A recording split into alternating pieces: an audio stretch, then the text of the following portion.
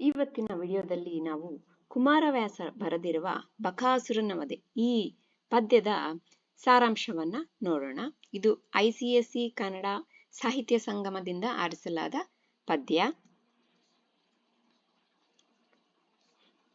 ಪೌರಜನ ವೈತರಲು ಬಂಡಿಯನು ಊರ ಹೊರ ವಂಡಿಸಿದಿ, ಎಲ್ಲರೂ ದೂರದಲ್ಲಿರಿ ಸಾವವು ಎನೆ ತಾ ಸಾಕು ದೈತ್ಯನಲಿ ಸಾರಿ ನೀವು ಎಂದೆನುತ ಹೂಡಿದ ಹೋರಿಗಳ ಹೊಯ್ದು ಅಬ್ಬರಿಸಿ ರಣಧೀರ ಮಾರುತಿ ಮಿಕ್ಕು ಹರಿಸಿದನು ಅಸುರನು ಇದ್ದ ಎಡೆಗೆ. ಭಕ್ಷ ಭೋಜ್ಯಗಳಿಂದ ತುಂಬಿದ ಬಂಡಿಯನ್ನು ಊರಿನ ಹೊರಕ್ಕೆ ಹೊಡೆದುಕೊಂಡು ಬಂದ ಭೀಮನು ತನ್ನನ್ನು ಕಳುಹಿಸಲು ಬಂದ ಇಡೀ ಊರಿನ ಜನರಿಗೆ, ನೀವೆಲ್ಲರೂ ದೂರದಲ್ಲಿರಿ, ರಾಕ್ಷಸನಿಂದ ಸಾಯಲು ಹೊರಟಿರುವ ತಾನೊಬ್ಬನೇ ಸಾಕು, ನೀವು ಹೊರಟು ಹೋಗಿ ಎಂದು ಜನರಿಗೆ ಹೇಳಿ ಬಂಡಿಗೆ ಹೂಡಿದ್ದ ಅಥವಾ ಕಟ್ಟಿದ್ದ ಎತ್ತುಗಳನ್ನು ಹೊಯ್ ಎಂದು ಅಬ್ಬರಿಸುತ್ತಾ ರಣಧೀರನಾದ ಮಾರುತಿ ಭೀಮನು ಮರುತ ಎಂದರೆ ಮಾರುತಿ ಅಥವಾ ಮರುತ ಎಂದರೆ ಗಾಳಿ, ವಾಯುವಿನ ಮಗ ಭೀಮನು. ಆದ್ದರಿಂದ ಅವನಿಗೆ ಮಾರುತಿ ಎಂದು ಕವಿ ಭೀಮನನ್ನ ಇಲ್ಲಿ ಕರೆದಿದ್ದಾನೆ. ಹನುಮಂತನನ್ನು ಕೂಡ ಮಾರುತಿ ಅಂತೀವಿ, ಯಾಕಂದ್ರೆ ಅವನು ಕೂಡ ವಾಯುವಿನ ಮಗ. ಉಳಿದಿದ್ದ ದಾರಿಯಲ್ಲಿ ರಾಕ್ಷಸನಿದ್ದ ಕಡೆಗೆ ಹೊರಟನು. ಯಾರು? ಭೀಮನು. ಈಗ ಎರಡನೇ ಪದ್ಯ ಸ್ಟಾನ್ಸ. ಎಡೆಯಲೆ ಭಕ್ಷಾದಿಗಳ ಬರಿ ಹೆಡಿಗೆಯಳು ಉಳಿದವು, ಕೂಳಳು ಅರ್ಧವ ಹೊಡೆದು ಸುರಿದನು ಹಾಲು ತುಪ್ಪದ ಹರವಿ ಯೋಜೆಯಲ್ಲಿ, ಕುಡಿದು ಪಕ್ಕಲೆ ನೀರನ್ನು ಒಯ್ಯನೆ ನಡೆಸಿ ತಂದನು ಕಂಡು ಧನುಜನ ನುಡಿದನು, ಎಲವೋ ಕುನ್ನಿ ಕೂಳಿದೆ ತಿನ್ನು ಬಾರೆನುತ. ಭೀಮನು ದಾರಿಯ ಮಧ್ಯದಲ್ಲೇ ಪಕ್ಕದಲ್ಲಿದ್ದ ಭಕ್ಷಾದಿಗಳನ್ನು ತಿಂದು ಬಿದಿರಿನ ಬುಟ್ಟಿಗಳನ್ನು ಖಾಲಿ ಮಾಡಿದನು. ಬಂಡಿಯಲ್ಲಿದ್ದ ಅರ್ಧ ಅನ್ನವನ್ನು ಹಾಲು ತುಪ್ಪಗಳನ್ನು ಸುರಿದು ಕುಡಿದು ಮುಗಿಸಿದನು. ಜೊತೆಯಲ್ಲಿ ನೀರನ್ನು ಕುಡಿದು ಬಂಡಿಯನ್ನು ರಾಕ್ಷಸನಿದ್ದ ಕಡೆಗೆ ತೆಗೆದುಕೊಂಡು ಬಂದು ನಿಲ್ಲಿಸಿ, ಎಲವೋ ನಾಯಿ ಅನ್ನವಿದೆ ತಿನ್ನುವ, ಅಂದ್ರೆ ಉಳಿದಿದ್ದ ಅನ್ನ ಇದೆ, ಇನ್ನೂ ಸ್ವಲ್ಪ ಇದೆ ಉಳಿದಿದೆ ತಿನ್ನುವ ಎಂದು ರಾಕ್ಷಸನನ್ನು ಭೀಮನು ಕರೀತಾನೆ. ಈಗ ಮೂರನೇ ಸ್ಟಾನ್ಸ. ಮತ್ತೆ ಶೇಷಾನ್ನದಲ್ಲಿ ತೋರುತ್ತಾ ತುತ್ತುಗಳ ತೂಗುತ್ತಾ ಮಾರುತಿ ಮೆತ್ತಿಕೊಂಡನು ಬಾಯೊಳವುನು ಬೆರಳೇಡಿಸುತ್ತಾ ಇತ್ತಲು ಎಣ್ಣೆಯ ಹಸಿವು ಹೆಚ್ಚಿದೆ, ತುತ್ತು ಹೋಗದೆ ಒಳಗೆ ಇವನ ತೊಡಗಲು ಎತ್ತಲ್ಲ ಅಕಟ ವಿಧಿಯನುತ ಮುರಿದೆದ್ದನು ಅಮರಾರಿ. ಭೀಮನು ಉಳಿದಿದ್ದ ಅನ್ನವನ್ನು ತುತ್ತು ಮಾಡಿ ತುತ್ತನ್ನು ಕೈಯಲ್ಲಿ ತೂಗುತ್ತಾ ಬಕಾಸುರನಿಗೆ ತೋರಿಸುತ್ತಾ ಕೈ ಬೆರಳುಗಳಿಂದ ಅಣಕಿಸುತ್ತಿದ್ದನು. ರಾಕ್ಷಸನು ತನ್ನ ಮನಸ್ಸಿನಲ್ಲಿ ಇತ್ತ ತನ್ನ ಹಸಿವು ಹೆಚ್ಚಾಗಿದೆ, ಬಾಯೊಳಗೆ ತುತ್ತು ಹೋಗುವ ಮುಂಚೆಯೇ ಇವನ ಜೊತೆ ಹೋರಾಡಬೇಕಲ್ಲ, ಅಯ್ಯೋ ವಿಧಿಯೇ ಎಂದು ಕೋಪದಿಂದ ಮೈಯನ್ನು ಮುರಿಯುತ್ತಾ ಎದ್ದನು. ಅಮರರು ಅಂದ್ರೆ ದೇವತೆಗಳು, ಅರಿ ಅಂದ್ರೆ ಶತ್ರು. ಅಮರರ ಶತ್ರು, ದೇವತೆಗಳ ಶತ್ರು ರಾಕ್ಷಸರು. ಸೊ ಬಕಾಸುರನು ರಾಕ್ಷಸನಾದ್ದರಿಂದ ಅವನನ್ನು ಅಮರಾರಿ ಅಂತ ಕುಮಾರವ್ಯಾಸನಿಲ್ಲಿ ಕರೆದಿದ್ದಾನೆ. ಈಗ ನಾಲ್ಕನೇ ಸ್ಟಾನ್ಸ.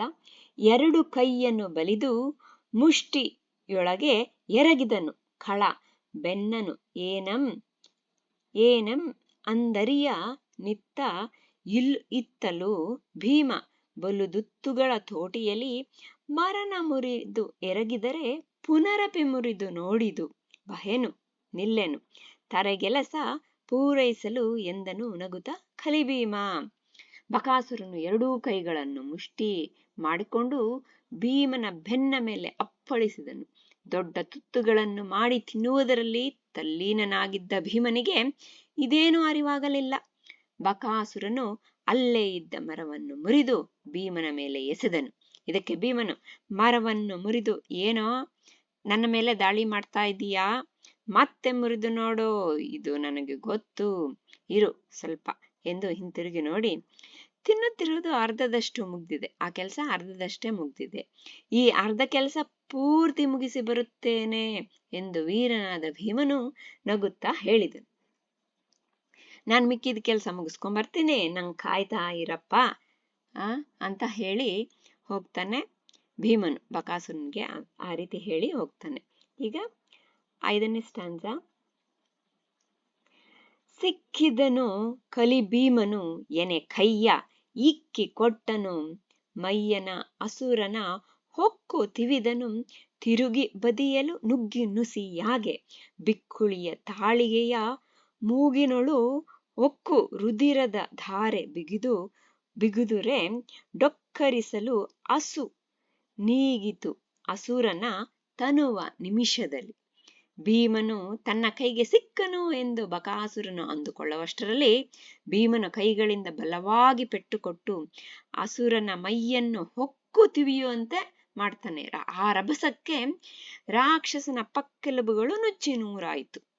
ಭೀಮನ ಈ ಆಕ್ರಮಣದಿಂದ ಬಕಾಸುರನ ಗಂಟಲು ಬಿಗಿದು ಬಿಕ್ಕಳಿಗೆ ಮೊದಲಾಗಿ ಮೂಗಿನಿಂದ ರಕ್ತದ ಧಾರೆ ಸುರಿದು ಉಸಿರು ಕಟ್ಟಿ ಒಂದೇ ನಿಮಿಷದಲ್ಲಿ ಅಸುರನು ತನ್ನ ಪ್ರಾಣವನ್ನ ಬಿಟ್ಟನು. ಇವರಿಗೆ ಈ ರೀತಿ ಯುದ್ಧ ತುಂಬಾ ಭಯಂಕರವಾಗಿ ಆಗುತ್ತೆ. ಇಲ್ಲಿ ಒಂದಷ್ಟು ಪದ್ಯಗಳನ್ನ ಮಾತ್ರ ಇಲ್ಲಿ ಹಾಕಿದ್ದಾರೆ. ಸೊ ಇದು ಲಾಸ್ಟ್ ಅಲ್ಲಿ ಬಕಾಸುರನು ಯಾವ ರೀತಿ ಸಾಯ್ತಾನೆ ಅಂತ, ಯಾವ ರೀತಿ ಸಾಯ್ತಾನೆ, ಯಾವ ರೀತಿ ಅವನ ಮೇಲೆ ದಾಳಿ ಮಾಡ್ದ ಅನ್ನೋದಕ್ಕೆ 4ನೇ ಮತ್ತು 5ನೇದು ಬರಿಬೇಕಾಗುತ್ತೆ ನೀವು ಆ ಕ್ವಶನ್ ಕೇಳಿದ್ರೆ ಎಕ್ಸಾಮ್ ಅಲ್ಲಿ. ಈಗ 6ನೇದು, ಕೊಂದು ಧನುಜನ ಪೆಣನ ಬಂಡಿಯ ಹಿಂದೆ ಬಂಧಿಸಿ ಪುರದ ಬಾಹೆಗೆ ತಂದು ಬಿಟ್ಟನು ತನಗೆ ಜನಜಾಲ ಜೋಡಿಯಲ್ಲಿ ಬಂದು ಕಂಡುದು ಹೆಣನ ಭೂಸುರ ಇಂದು ಧನ್ಯರು ವಿಪ್ರಜಾತಿಗೆ ಸಂದುದು ಇನ್ ಹೆಗ್ಗಳಿಕೆ ಎಂದು ಇದು ನೆರೆದ ಪೌರ ಜನ. ಭೀಮನು ಬಕಾಸುರನನ್ನು ಕೊಂದು ಆ ಹೆಣವನ್ನು ಬಂಡಿಯ ಹಿಂದೆ ಕಟ್ಟಿ ಹಾಕಿ ಊರ ಬಾಗಿಲಿಗೆ ತಂದು ಬಿಟ್ಟನು. ಈ ಸುದ್ದಿ ಊರೆಲ್ಲ ಹರಡಿ ಜನರು ಗುಂಪಾಗಿ ಜೊತೆಯಾಗಿ ಬಂದು ಬಕಾಸುರನ ಹೆಣವನ್ನು ನೋಡಲು ಬಂದರು. ಭೀಮನು ಮಾಡಿದ ಈ ಸಾಹಸದಿಂದ ಬ್ರಾಹ್ಮಣರು ಅಂದ್ರೆ ವಿಪ್ರಜಾತಿ ಬ್ರಾಹ್ಮಣರು ಇಂದು ಧನ್ಯರು. ಇದು ಇಡೀ ಬ್ರಾಹ್ಮಣ ಜಾತಿಗೆ ಬಂದ ಹೆಗ್ಗಳಿಕೆ ಎಂದು ಊರಿನ ಜನ ಪ್ರಶಂಸಿಸಿದರು. ಇದು ಲಾಸ್ಟ್ ಸ್ಟಾನ್ಸದ ಸಮ್ಮರಿ. ಸೊ ಒಂದಷ್ಟು ಜನ ಸಮ್ಮರಿದು ಪೊಯಮ್ ಸಮ್ಮರಿ ಕೇಳಿದ್ರು. ಇದು ನಾನು ಮಾಡಿರ್ಲಿಲ್ಲ ಪೊಯಮ್ ಸಮ್ಮರಿ. ನಿಮ್ಮ ಸಾಹಿತ್ಯ ಸಂಗಮ ಪದ್ಯಗಳ ಒಂದು ಸಾರಾಂಶ ಎಲ್ಲ ಪದ್ಯಗಳಿಗೂ ನಾನು ಮಾಡ್ತೀನಿ. ಇವಾಗಿದು 2ನೇ ಪದ್ಯ. ಏನಾದ್ರೂ ಡೌಟ್ಸ್ ಇದ್ರೆ ಕಮೆಂಟ್ ಸೆಕ್ಷನ್ ಅಲ್ಲಿ ಬರೀರಿ. ಆ ಪಾಠಕ್ಕೆ ಕೆಳಗಡೆ ಇರುವಂತಹ ಕಮೆಂಟ್ಸ್ ಅಲ್ಲಿ ಬರೀರಿ, ನಂಗೆ ತುಂಬಾ ಅನುಕೂಲ ಆಗುತ್ತೆ. ಅದಕ್ಕೆ ಆ ಪಾಠದಿಂದಾನೇ ಬಂದಿರೋದು ಕಮೆಂಟ್ಸ್ ಅಂತ ನಿಮ್ಮ ಡೌಟ್ಸ್ ಅಲ್ಲಿ ಕ್ಲಿಯರ್ ಮಾಡ್ತೀನಿ. Thank you.